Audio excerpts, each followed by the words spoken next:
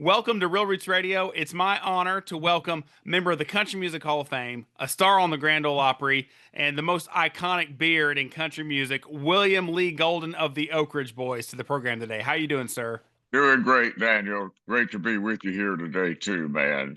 Thanks for having me on your show. Oh, thank you. Thank you. And to have a little fun, I did mention the beard. That is such a commitment to have a beard that iconic in country music for Yeah. so many decades. Yeah, look at that. Look at that thing. At what point do you make the decision that I'm going to commit to having the coolest beard in country music? Like, yeah, that's such a commitment. So, at what point does the thought enter your brain? This is what I'm going to do. Well, it was when I lost my razor in 1980. I still haven't found it, but I kind of decided to let it see what it would do and let it go natural, man. And I remember about 6 or 8 months into this deal, it took about 3 years to get this long. It don't get any longer; it just gets whiter. But I remember maybe a year into it, man, waking up in the middle of the night and flipping on the bathroom light or something and walk in there and see myself a reflection in the mirror and startle myself. But it was dark back then, a black beard, and anyhow, it just gets whiter now the older we get.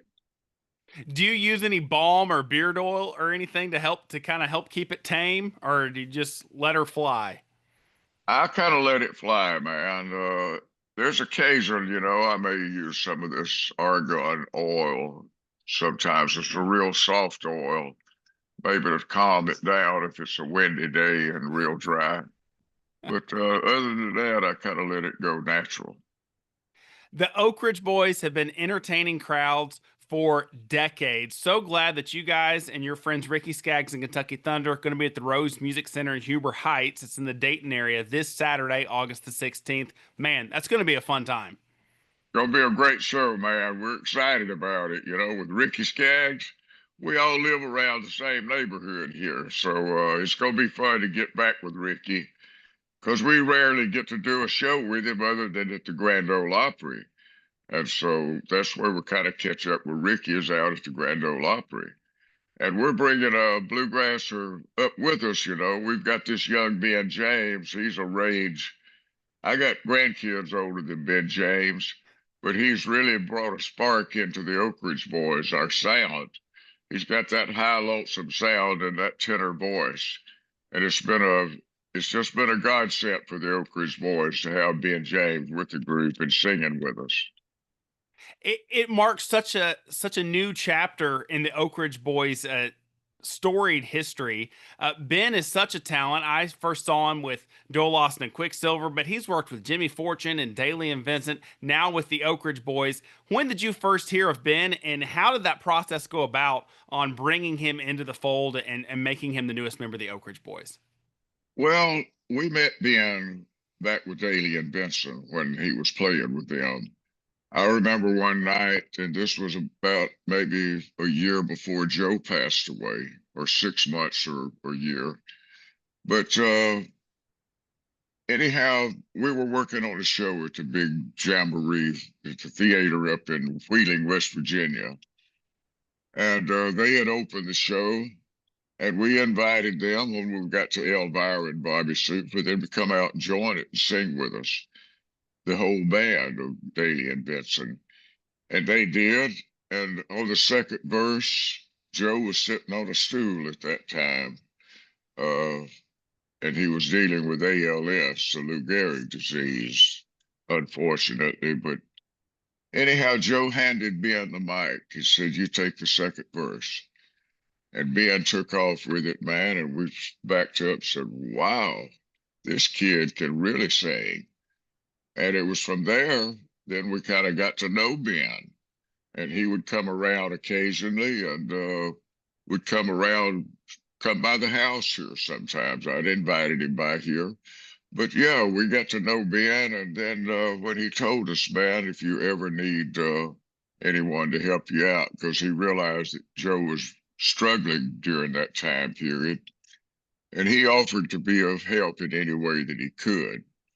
And then it wasn't long after that that Joe actually called me in, and Joe told us one night. He said, "Man, I can't go any further," and he was having to be helped on stage and off stage, and he had a terrible week of weakness there. And anyhow, Joe called me in and said, "Man, get your singing britches on." Said the Oak Ridge Boys really need you now. And so Ben come out with us. He had not even had a rehearsal with Ben. And he knew every song. He never missed a lick.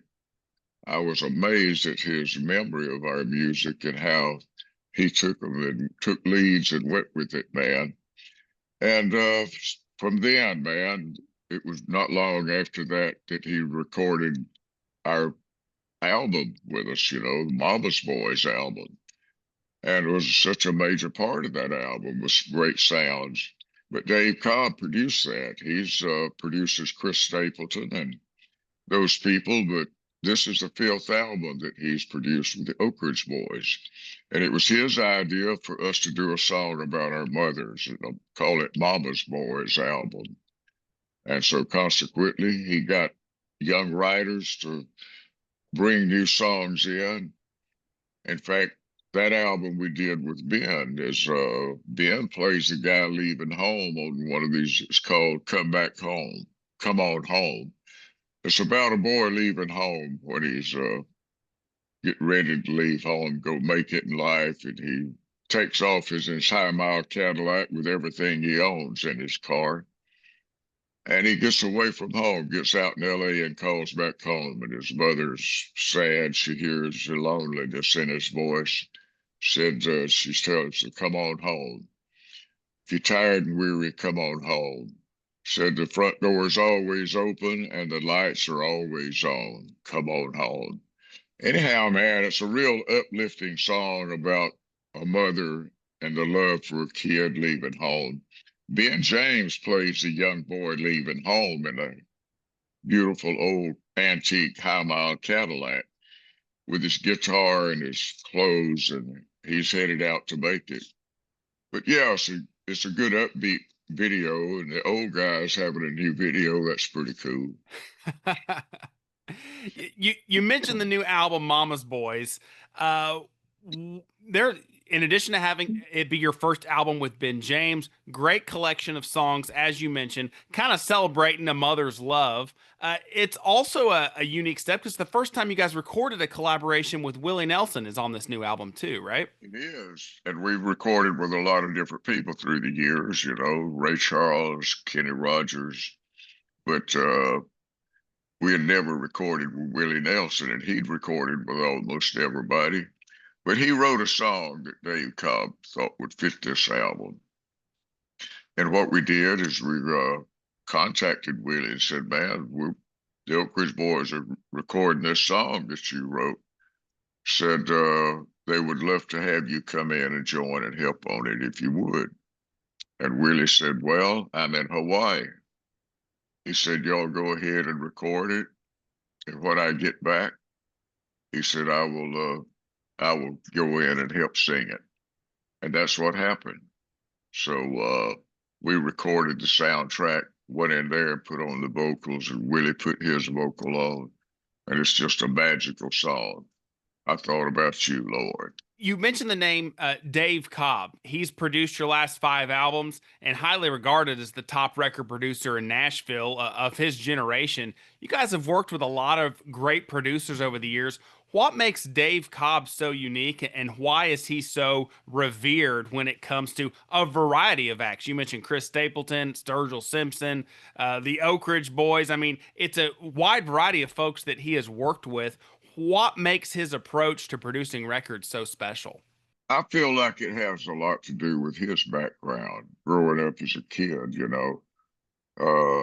Music and radio music was a big part of his life. He's kind of like I did. I didn't grow up with a TV in the house. We didn't have a television when I was growing up. Dave Cobb grew up in a home that there was no television. So he listened to music a lot. And his family were religious, and they love the old revival sounds of the Holy Ghost revival, so to speak. But Dave Cobb comes from being surrounded by that growing up. And he had always admired the Oak Ridge Boys' harmonies in our singing. And so what he did is we met Dave when he was producing an album with Shooter Jennings. And the Oak Ridge Boys backed up Shooter on a song on there. And that's when we met Dave and we talked about, possibly working together at some point. And within a year of then, we were in the studio recording an album with him, our first album. The Boys Are Back. But then every couple of years, every 2 or 3 years, we've done another album with Dave Cobb. So now this is a fifth album. And man, it's just magic it creates there. And he gets a small group of 3 or 4 musicians and himself. And it all gets around that acoustic guitar of his, with us getting our harmonies together and singing songs there with him, just him, and then we go in the studio and boom, put it down. But we sing it all just right around him and the guitar there in the very beginning, and we get together, get those harmonies right around him and an acoustic guitar, and then we move that into there and into the studio, and boom. And we only take a lot of times we will only take maybe 3 or 4 run throughs of it, recording it. And boom, he said, I think we got it, what we want. But it's getting that feeling before you lose the feeling, I mean, get it when it's hot, when you're really feeling it. And you can usually get that within the first 3 or 4 passes that you're recording and after you turn the microphones on. The Oak Ridge Boys for decades have always been pushing their sound forward, whether that is with a new producer like Dave Cobb, the new excitement and energy that Ben James has brought to the group. You guys have never been afraid to do something new. Decades ago, I'm sure it was a little bit controversial when you guys switched from an all gospel sound to pursue new avenues in the world of country music. What was that decision making like, and what went into that process on kind of shifting the focus of the Oak Ridge Boys so you guys could reach a wider audience? Well, that's exactly, you hit it on the last thing there. It's reaching a broader audience. We had been together, Dwayne and I had, singing for 8 or 9 years there when we finally got with Jim Halsey to manage the Oak Ridge Boys. Jim Halsey was the biggest manager agent in all of country music. He managed Roy Clark throughout his entire career. He's managed other big names. He was managed Minnie Pearl, uh, you know, Dale Tillis, a lot of big name in country music. Jody Miller, but Wanda Jackson, those people that he managed through before he got with the Oak Ridge Boys. And we got with him. He had an LA office that concentrated on network television for his artists. He was getting more artists on network television than anyone in Nashville. Nashville was kind of a closed door community at that time. But Jim Halsey he had a bigger vision and a broader vision for where country could be. And so he got our record deal to do country music with ABC that then became MCA Records. But Jim Halsey played a major part in the Oak Ridge Boys and leading us and getting the recording contracts with major labels, getting major pushes. He was able to get us on the Tonight Show to help push a new song that we released to radio. And that working together with the record labels, having a great manager and an agent, he had an agency that booked everybody too. He had the largest country music agent in the business, which folded into William Morris Agency, WME now, Entertainment. But Halls had played a major thing in the Oak Ridge Boys from the standpoint of a visionary that saw our potential as we were gospel singers. But then after we started getting hit records in country music, we had a good run for 3 or 4 or 5 years. And then Elvira came along, and boom, that propelled the Oak Ridge Boys into, it spilled over. It was a record breaking, going up the charts for country music. And then the summer it spilled right over into pop music and rock and roll, and every major recording station of all genres was playing the Oak Ridge Boys' Elvira with Papa Mau Mau the summer of 1981. Elvira, one of the most iconic country recordings of all time.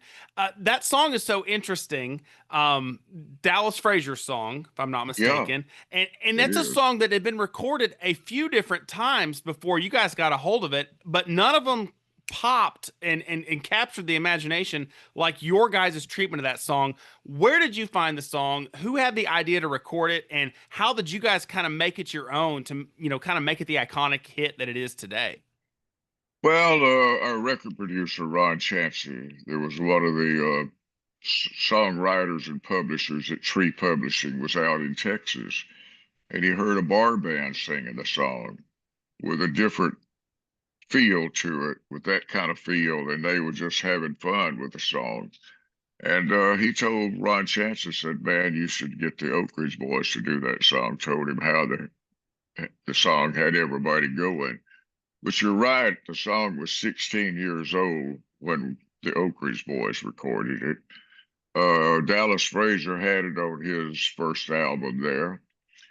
I remember Charlie Rich had it on his Behind Closed Doors album.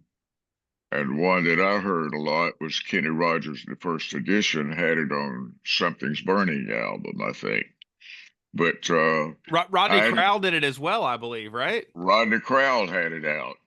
But no one, they all sang through it, just a straight lead through all the way.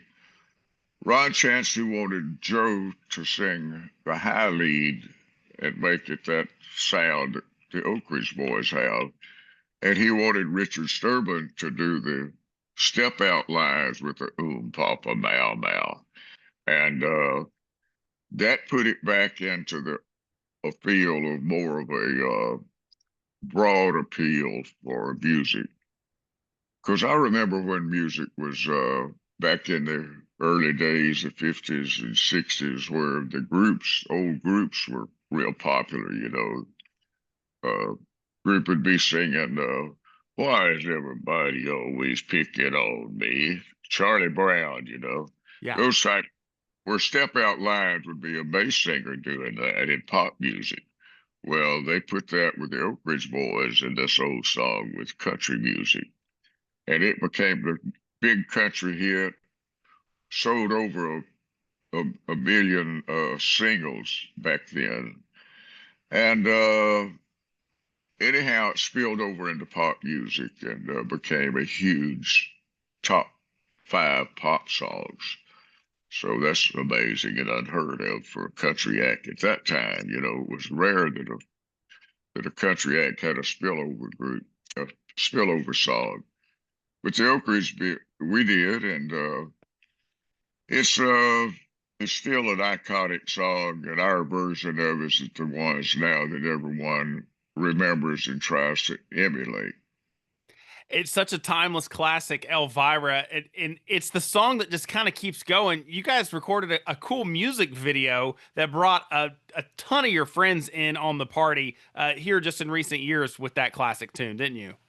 We did. It was about a year and a half ago we did that, just before Joe couldn't go any further. And it was at Big and Rich's bar down there in Broadway in Nashville. We had Kid Rock on there. We had Lori Morgan and several other country music people that we known over the years. And so we just had a big party, brought them in, had a group that was singing the song on stage. It was a karaoke night.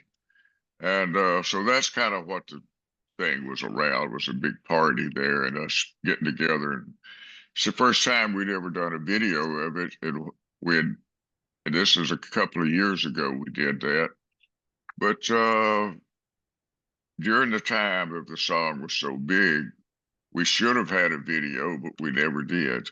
Glad you guys could make up for it this go round, right? Yeah. Chatting with William Lee Golden of the Oak Ridge Boys. The Oak Ridge Boys and Ricky Skaggs and Kentucky Thunder, both acts bringing their Hall of Fame ways to the Rose Music Center in Huber Heights, Ohio, this Saturday, August 16th. Tickets are still available at rosemusiccenter.com. Mr. Golden, the Oak Ridge Boys have had so many iconic classic hits over the years, like Elvira, like Bobby Sue, like Leaving Louisiana in the Broad Daylight, and so many others.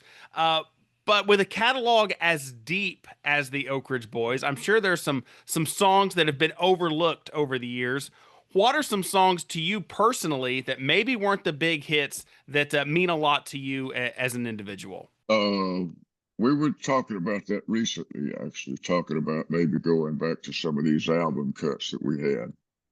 The first album we had was the Y'all Come Back Saloon for his country albums. We had 3 singles off that album that went into the top 3 songs that year. And one of them went #1. I'll Be True to You was a #1 off that album. But they wanted a new album. When you got 3 hits off of one album, they think it's time to move to a new album and the marketing of it. So there was a song on there that's called Freckles. It also would have been a great song. We did it in concert back then, but and then there's another song that we used to do a lot. It was never a single, but it was Dig a Little Deeper in the Well. And but it's the one that kind of throws the lead lines around a little bit, kind of a group song. So it's songs like that. You know, I sang a song, Thank God for Kids, which I also sang a song, Trying to Love Two Women Like a Ball and Chain. When I recorded that, that was kind of my life story back then. But so I don't recommend that. I'm just saying, It's in the song. It's a ball and chain, right? it is, man. Anyhow, the record producer, Ron Chancellor, knew that that was kind of my story at that time, and he threw the lead of that song to me. And it's a great Sonny Throckmorton song, and he wrote that. He also wrote another song that I sang lead on, was I Wish You Could Have Turned My Head and Left My Heart Alone. And Ellie Langley just ran up to us at the ACM Awards in Dallas here a couple of months ago. She come running up after the rehearsal that afternoon. We were presenting an award, and she was on the show with different people. She started singing, I Wish You Could Have Turned My Head and Left My Heart Alone, to us, and said that she wanted to record with us. So, hey, man, that'd be a cool thing. Recording with That's Ellie awesome. Langley. That's She's a hot one. fantastic.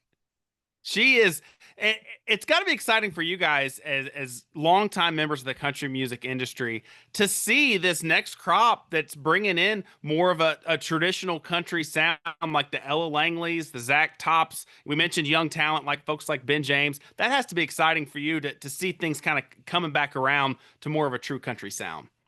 It really is, man. Like Zach Top you mentioned there, it's the old sounds of country music. And like Ben James, man, he loves Gene Watson and the real traditional people that they tell a story when they're singing, and you can feel what they're talking about. They put feeling into it, and that's what country music does, is they put feeling into story songs. But that's what I've always been attracted to country about, is just the quality of story songs they have and sing along choruses. That's what we do. Sing songs that everybody can sing the choruses. Absolutely. Absolutely. Mr. Golden, I do have to ask, I know that you live on a historic property in Tennessee, the Golden Era Plantation. For folks that don't know, that property has quite a unique history that covers a lot of chapters of American history, doesn't it? It does. And these walls, they're over 200 years old. Uh, yeah, it goes back to 1786 is when this place was built. It was built by a Revolutionary War Colonel, James Franklin. He was one of the immortal 70 that fought with George Washington that turned the British back. This was an outpost that he came here during the early settlement. And this house was built 3 years before George Washington was president and 10 years before Tennessee was a state.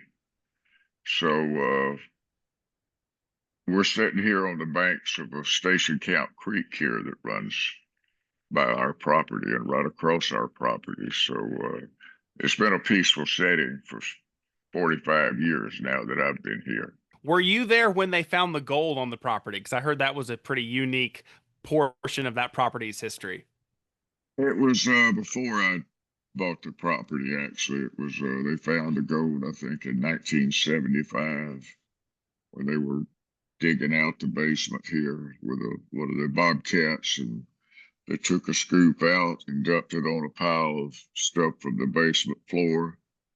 And all at once it started glittering, and boom, they realized they'd uncovered something. But it was like $12,000 in gold coins found here. But that was 5 years before I bought it in 1980. Missed it by that much, right? So I never did even get an opportunity to buy one of the coins to bring it back here.